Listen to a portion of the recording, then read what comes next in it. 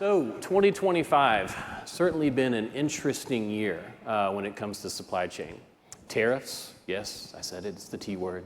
Tariffs and many other disruptions too have really caused occupiers and supply chain managers alike to really rethink what they're doing, from a strategy standpoint, from both a physical and a digital standpoint.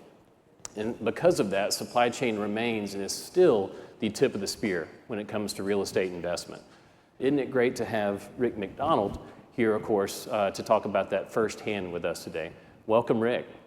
Yeah, Ben, thanks a lot. It is, I appreciate the invitation. It's really great to be here with you and with the Cushman Wakefield crew. And one of the things that made it so difficult was Clorox has a 90% household penetration in the US. And what that means is 9 out of 10 households have at least one Clorox product. And during the pandemic, demand for those items was, in some cases, 500% of normal. We learned a few things during the pandemic, and these are really, I think, kind of leadership lessons. First of all, you don't have to have all the data to make a decision. We were a company that prided ourselves on looking for numbers that had something to the right of the decimal point, and then waiting for that until we made a decision. We were trying to keep our people safe and healthy and run our plants as an essential manufacturer. We didn't have the luxury of time. We had to be able to make decisions quickly.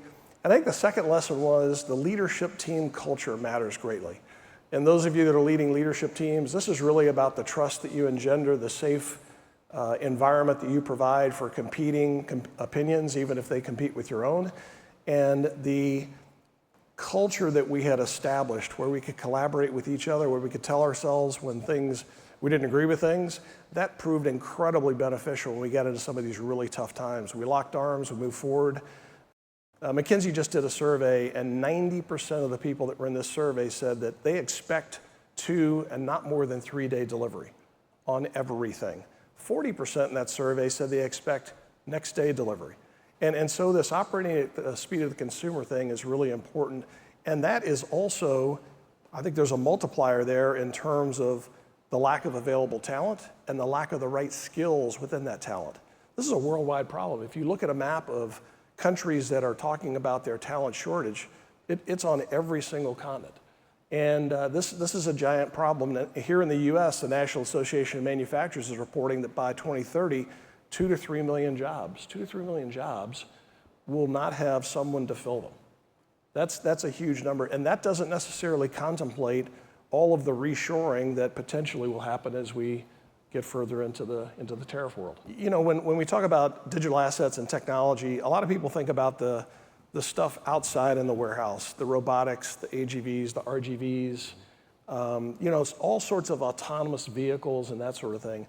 What I was more interested in was the gear that focused on the back office and where you have a lot of people banging away at keyboards, replacing technical assets, or maybe even holding systems together with a human bridge versus using technology that exists. And I think that's one of the more fascinating areas for me. If a person's involved in a highly repetitive, data-laden and transaction-oriented job, that is use case number one for some sort of a digital asset to take that place. And that balance between people assets and digital assets is going to have to shift, in my opinion, to handle this lack of skills, this lack of numbers, and also to be able to operate at the speed of the consumer. Yeah, I think, first of all, the buildings are probably going to be smaller, 100 to 250,000 square feet maybe, as fulfillment that's closer to the consumer, meeting this accelerated buying cycle speeds up. You're going to want to operate out of smaller buildings that are closer to the market. Number 2, the level of automation.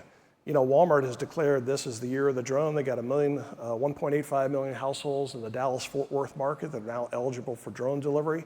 I don't know if that's going to become a thing nationwide, but it certainly lends itself to accelerated deliveries, a lot of security and air concerns and all sorts, but that's in there as well. Technology, automation, whether it's automated gates and using a company like Outpost, who has some gear in that space, but automation, preparing for the power requirements for that,